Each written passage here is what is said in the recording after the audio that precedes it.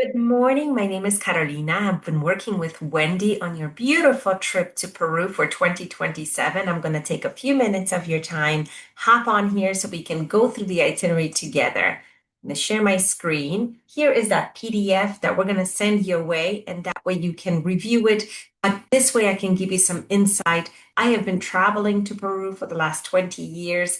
I have taken thousands of people here, and I know the hotels and places intimately. So please send Wendy and I any questions you may have, and we will make sure the trip is customized to feel like your own. So this trip will include Lima, Sacred Valley, Machu Picchu, and Cuzco, and we can discuss adding other places on. I know you are interested in perhaps visiting the desert, maybe hiking the Salcantay. Let me know if that is still the plans after you see this itinerary, and I can show you how we can incorporate other places. Peru, although it's a small country, it has the Amazon jungle, it has Lake Titicaca, Arequipa, and the Colca Canyon. It has so many beautiful trails, of course, the coast as well. So I'm here to help make sure this trip works for your plans and your group. I've priced it based on the two of you traveling, or if more people join you, up to 8 people, you will have prices ready for all of that so you can plan accordingly. So once you arrive in Lima, our private guide and driver will meet you. The airport is about a 45-minute drive away from the city. We'll pick you up and take you in a private car to town. And most flights arrive in the evening, so most likely we'll just go straight to the hotel. I've chosen the Suma Hotel. It's in Miraflores, beautiful views, great fresh property. You really want to have somewhere where you can unwind and kind of decompress after the travels. Has a rooftop, a great atmosphere. We're going to be here for 2 nights. So the first day is arrival. The second day is seeing the best of Lima. So I have included our foodie tour of Lima here. So we have two options. We can do a proper tour of Lima based on historical places, main squares, going into the museum, and so forth. Or we can see Lima like a person from Lima would, walking around the colorful neighborhoods. We still have a car available at all times with us, so we can zip from place to place. But a lot of the times will be spent outdoors, and you will be tasting your way around the city. So yes, we will go to the ruins, but we will have lunch there. Yes, we will go to the coast, but we will make pisco sours, and so on and so on. So it's a really fun way to see the city, but you let me know what works for you and we can accommodate. That way, it will leave you the afternoon free to enjoy that rooftop, to go to the ocean, to go shopping if that interests you. There's a market right by the hotel. Or you can do one of the beautiful restaurants, which Lima is known for. Some of the top restaurants in the world are actually in the city. So we can discuss that closer to departure as well. Speaking of the dates, actually, October is a wonderful time. Actually, one of my favorite months is May and October, kind of shoulder seasons. It is dry, it is less crowded, it is crisp air, it is perfect for being outdoors. So if you do go in the fall, our fall months, it is a wonderful time to explore. The only months I would suggest thinking twice about is February and March, because those are quite rainy in Peru. So although everything is operating, you will have daily afternoon showers to think about incorporating into your trip. So, day 3, we leave Lima behind. We take a 1 hour flight to Cusco, and now we're going to be in that triangle of the Incas, Cusco, Sacred Valley, Machu Picchu. We are in high altitude for the first time. So, if you notice, we will arrive in Cusco airport, but we will not sleep in Cusco. Why? Because Cusco is the highest point of your trip. We're going to leave that for last so that your body can acclimate easier. So we're going to actually pick you up from the airport, same concept as in Lima, private guide, private driver, and take you to the Sacred Valley. Sacred Valley is like a countryside between Cusco and Machu Picchu. It has Inca sites, Inca ruins, indigenous villages, amazing places to explore. And so we will gently go to the hotel, but on the way we will visit sites that are not strenuous, like Maras Morai, and Chinchero, which is a beautiful, colorful village, and Maras Marai, Inca salt laboratories and sites carved into the mountain, very scenic, photogenic, but easy to kind of get around, and you won't be exhausted due to the altitude. We're also going to include a beautiful lunch for you, so you have some traditional Peruvian food, and then check into our hotel, which is the Aranwa, great four-star property in the countryside, lots of amenities, great place to rest, so that you can be here for 2 nights to acclimate, see the sights before we continue to Machu Picchu.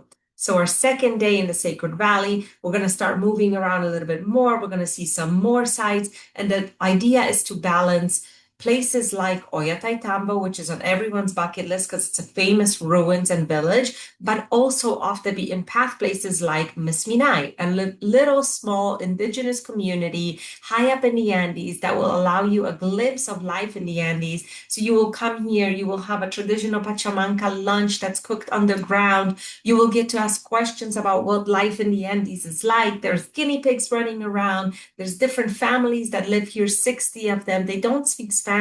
They actually have a translator so you can understand from Quechua. It is a beautiful experience, very different from just going to the most popular sites of Peru, which have become quite touristy, as you can imagine. So we love to combine these beautiful experiences, these really touching places that you can still see what life in Peru is like and meet some really wonderful Peruvians, then see some sites that are on your list like Ollantaytambo, have a beautiful lunch, and then rest another night at that Aranwa hotel. And then day 5, we're off to Machu Picchu. So in the morning, we check out, we take you to the train station, you ride the Vista Dome. That's that beautiful blue train with a glass dome ceiling. So beautiful views all throughout. You follow the river all the way to Machu Picchu. Private tour of the ruins. The ruins are really special, but they're very popular. There are permits now required. Like just to give you an idea, this summer coming, all the permits are gone to Machu Picchu, so we have to be very creative on how to get our guests in. If they're planning a last minute trip, ask me about that if you have questions. We have different ways that we work. I have been working with Peru for the last 20 years. I have traveled to South America over 55 times myself, besides the hundreds and hundreds of trips that we've created for clients. So we have some wonderful experiences here that we can create. But Peru is now split into 6 circuits. So what I love to do for my guests and for you is to make sure you spend the night in Machu Picchu, and that way you can hit 2 of the circuits. So on the first day, when you get off the train and it's really exciting, this is the highlight of your trip. There's 5,000 other people visiting that day. We visit 1 circuit. Then we go to the village. We have lunch. We go check into the hotel, a really nice boutique hotel like the El Mapi, spend the night, have dinner in the hotel, and then in the morning at sunrise, we return to the ruins.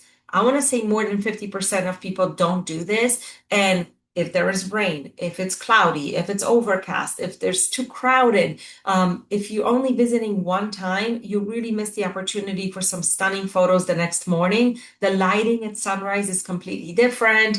It's very, very mystical, and a lot less people are there in the morning. That's why I always include 2 circuits. Let me know if that works for you.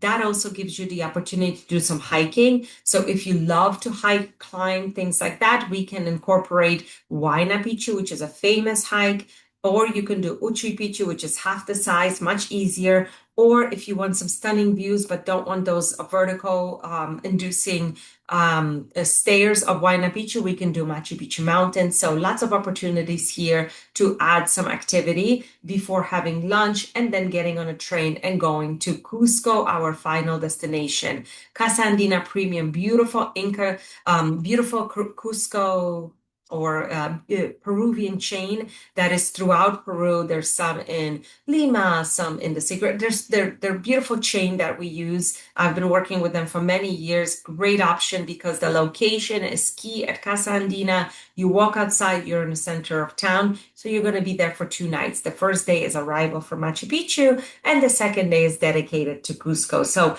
I don't like hopping around too much. So as you see, your whole itinerary is 2 nights Lima, 2 nights Sacred Valley, off to Machu Picchu for that 1 night, and then 2 nights Cusco. This gives you an opportunity to really kind of unpack, unrest, rest in each place, really unwind, and not pack and go every day. even though it is a busy itinerary and you will see a lot, we still try to plan it so that you have some free time. So, for example, this Cusco day, I don't wake you up in the morning. We're not doing any sunrise things. You've been going all throughout before. So in Cusco, we like you to sleep in, enjoy the hotel, and then meet in the afternoon for a tour of Cusco, see the sights, see the temples, and then end in a museum for a beautiful farewell dinner. The local museum of archaeology closes at 5 p.m. and then reopens to guests who have reservations like us. And you have dinner inside the museum and an opportunity to go through the artifacts then. It's a great experience, great ending to the trip. And then day 8, you fly back to Lima and home. So that is 8 days in Peru. Of course, like I mentioned, there's so many other places in Peru that you can visit. If you want to add the desert, Paracas, and kind of have a restful relaxation part of the trip, you can add that at the end. So day 8, we would fly from Cusco to Lima, and instead of flying home, our driver will be waiting for you and to take you to the desert. It's about a 3-hour drive to Paracas, and you can stay in a hotel. From there, you can go sand duning, do an overflight over Nazca, and some other explorations of the Paracas, maybe Ballesta Isles by boat, and so on. Great part of the country, but it will add to a few days. It will add to the cost. So let me know if your group would like that to see that as well. I will leave you here. Thank you so much for listening and happy travels.